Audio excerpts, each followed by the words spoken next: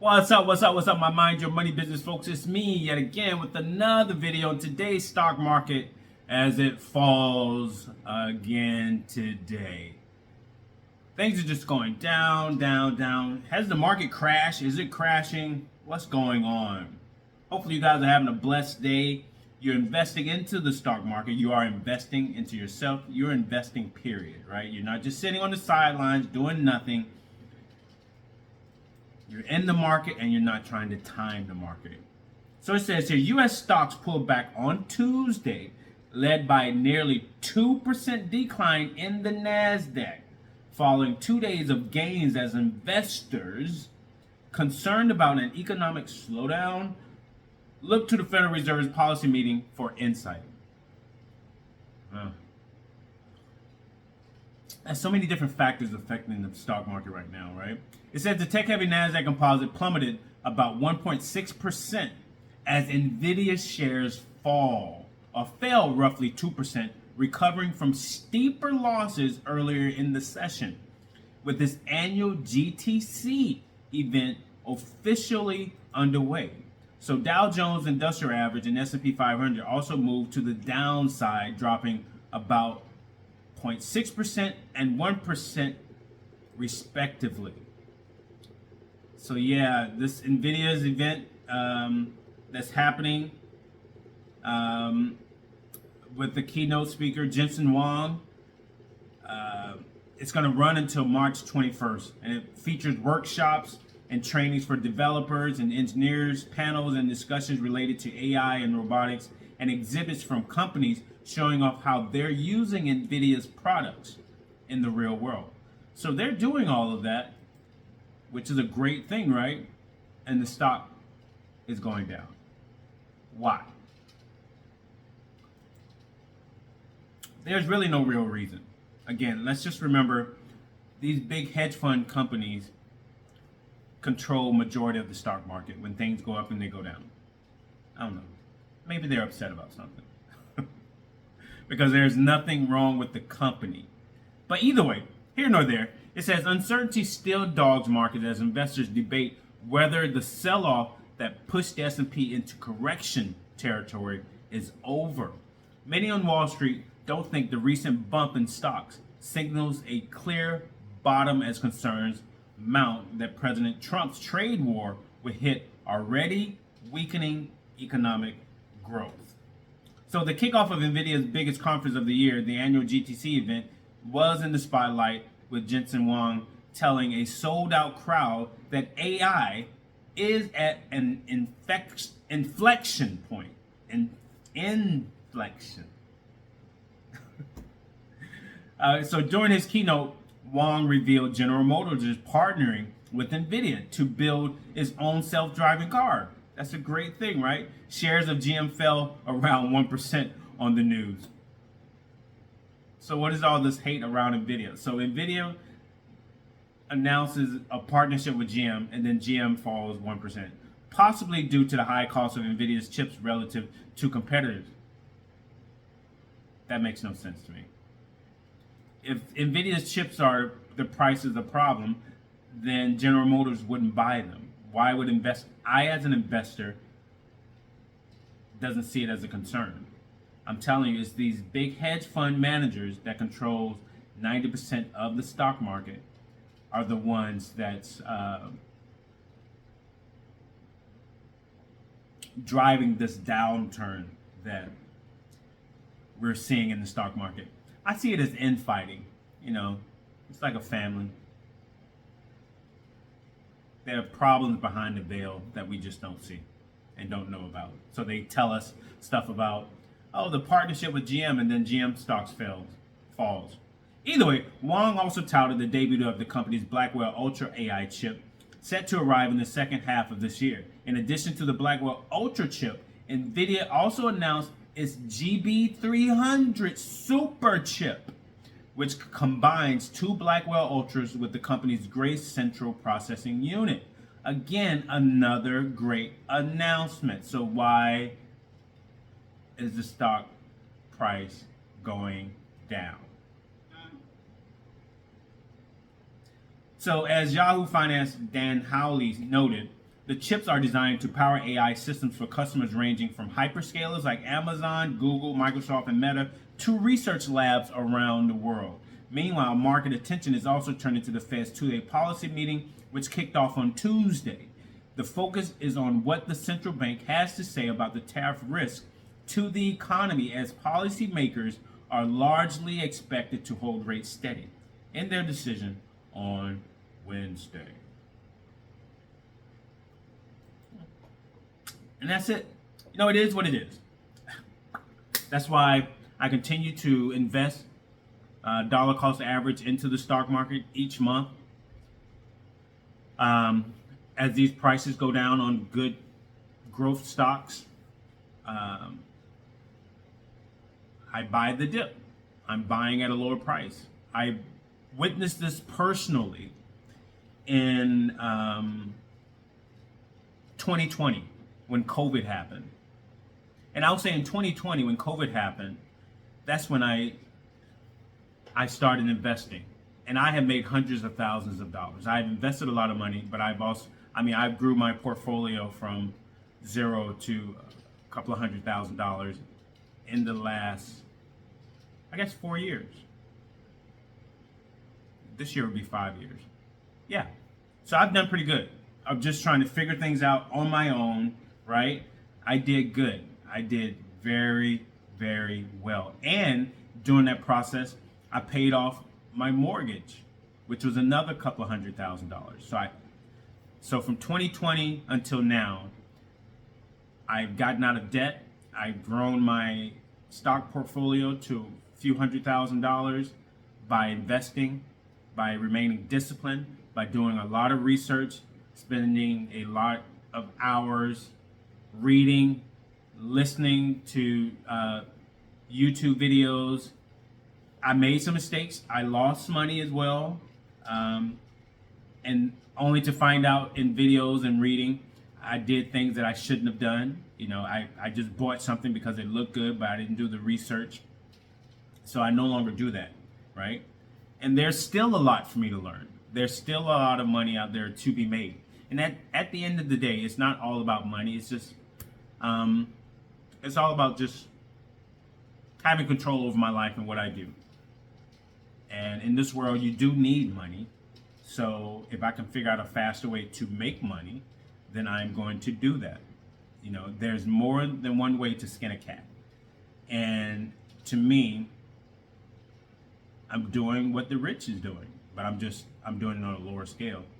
I'm having my money make me money, and I'm trying to learn new ways to expedite that process, right?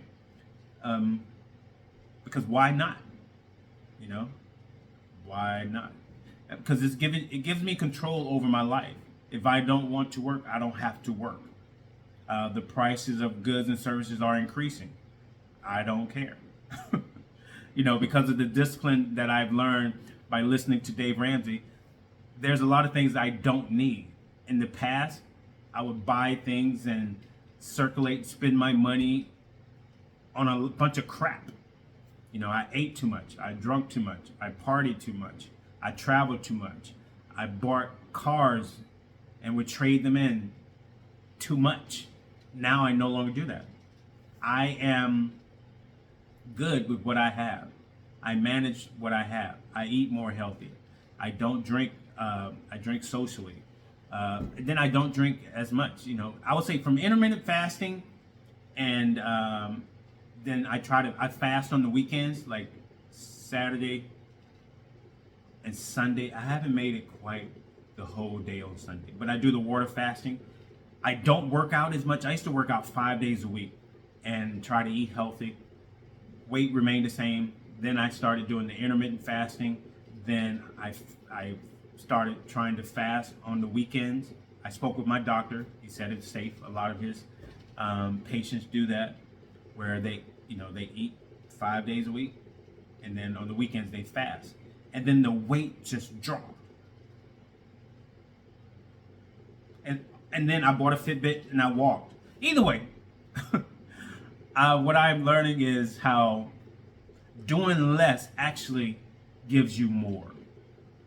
That's the thing, because we've been taught to work hard, to spend all these hours doing this thing and that thing, and then, you know, the results you're seeking will come. And I've seen a lot of people dedicate their lives to a purpose or a job for many hours, and they don't come out with as much.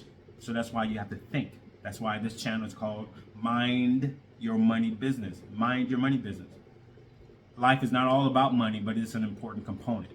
You know, there are many different things that make up this thing called life, and money is only one aspect. And money is something that I personally have control over in my life, right? So that's the only reason why I talk about it on this channel when it comes to budgeting, because I am proof that budgeting works. I am out of debt. That's why I talk about lowering your debt to income ratio, because I live a life where I can do what I want whenever I want, because I have no debt. I talk about living below your means, because that's what I do. I can afford to live, you know, in $1 million house if I want to, or more. Yeah, well, let's just go with 1 million, right? But I'm not, you know.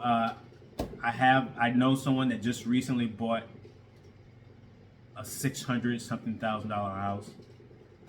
It's a lot of money, but and their mortgage is a lot because of the interest rates. I could do the same, but I'm not. I'm gonna stay right here where I'm at. I have rental properties, so my rental properties are paying my rent. I'm currently renting. I don't own, because you know, owning a home is not an asset unless you're making money off of it. But owning a home is great. It's good. But just know that owning a home is a lot of work. I received a call this morning about a family member's home who the pipe just burst, and they were talking about the deductible that has to be paid. And I'm like, hey, that comes with owning a home. And the deductible was a lot more than the person thought it was. I'm like, hey, that's what it is. You know, when these hot water heaters go out, when you have a leaky roof, when you have flooring issues, when you have to replace carpets, when you have to buy a new bed, a sofa set, stove, refrigerator, cabinets, it happens. And that's what comes with owning a home. You have to be able to pay that mortgage, pay the utilities, put food in the refrigerator, and pay for those repairs. And if you're not making enough money, then people resort to using their credit cards. That's why you need to live below your means. And when it comes to renting or buying a home, I agree with Dave Ramsey. That should be like, I think 1/4 of your take-home pay is what your mortgage or your rent should equate to, right? So you can control the rest of your money. But that's why you need to get out of debt, lower your debt to income ratio. Why work so hard all these years and so many hours in a day and not have control over that thing that you're working for? Why only make a small amount of money but try to live an extravagant life to impress people who really don't care? If anything, they're mad and could be jealous because, you know, you're doing something or you're portraying to do something that you can easily afford, and you may not actually be able to afford, and they can't do it. You know, that's what social media has done. So just live in your truth and be smart. So I'm going to end this video. The stock market is down. Yeah, Nvidia closed at $115 today and 43 cents, down $4.10. What else? Tesla is down to $225.31. It lost $12.71 today. Wow. My S&P 500 ETF SPLG is down 70 cents. Again, that's the beauty of an ETF like the S&P 500. You see, like how Nvidia was down $4. Let's say you had 10,000 shares of Nvidia and you just had all of your money invested in Nvidia. Today you would have lost $40,000 just from that single stock. But let's say you had all of your money into the S&P 500. You lost 70 cents. You would lose less money, because remember, the S&P 500 consists of the 500 largest companies in the United States. So it's tracking the average losses amongst those 500 companies within that ETF, and only the fund only lost 70 cents. Vice Nvidia lost $4. So that's why you have to diversify your portfolio. Do not have all of your eggs in one basket unless your basket is the S&P 500, like SPLG. You can put all your money in there because pretty much, Nvidia is a part of the S&P 500. Amazon, Tesla, Google, Microsoft, JP Morgan, 500 large, Visa. All those companies are in there, and not all of those companies within the S&P 500 took losses today. That's why the average loss across the fund was only 70 cents. And then again, you can look at it as though you are invested into Nvidia through the S&P 500. So you don't really have to, if you don't want to, invest in Nvidia as an individual single stock. But sometimes people like to do that because the growth on an individual stock can be a lot greater than the actual growth in the S&P 500. Let's say the S&P 500 for the year gained 20%, which is great. But say that individual stock could have grown 50% throughout that year. So hey, it's a gamble. Yeah. So yeah, that is that. FTEC, my Information Technology Fund, lost $2.58 today. Yeah, Palantir. What did Palantir do today? Palantir closed at $83.89, down $3.46. What did Broadcom do today? Closed at $188.67, down $5.83. Yeah, I mean, I'm taking hits, I'm taking losses. But I will say this because I've been investing, I've been playing around in the stock market on my own, in my individual stock account for 5 years. And even though I have taken steep losses this year, I haven't lost my principal investment. So the losses that I am losing and have been losing this year is just from the money that I've made, on my investment. So, and again, I've learned to not be emotional, continue to dollar cost average into the stock market, to buy the dip, because what the history of the stock market has shown, whenever there's a decline, it always bounces back. But if you're in the mindset of it going down and never coming back, then you don't need to invest. Keep your money in the bank, earn little interest to none, and just sit on the sidelines. But when it does bounce back, because I bought the dip, my money is going to grow even bigger. That's how I choose to look at it. And if it doesn't grow and things just crash, then we're all screwed. If the market crashes and everyone loses all of their money, even those of you who don't invest, we're all in the same boat, because it's going to affect the whole entire world and nation. Sorry, either way, I'm going to end this. Like, comment, subscribe, share this video. Let me know what you think. If you think anything at all, disclaimer, I'm not a financial advisor, nor am I pretending to be one. So any and all information on my channel is for informational and it's for entertainment purposes only. Yeah, both those things, right? So please consult with a financial advisor before you invest any of your hard-earned money. Sorry, you guys take care. Peace.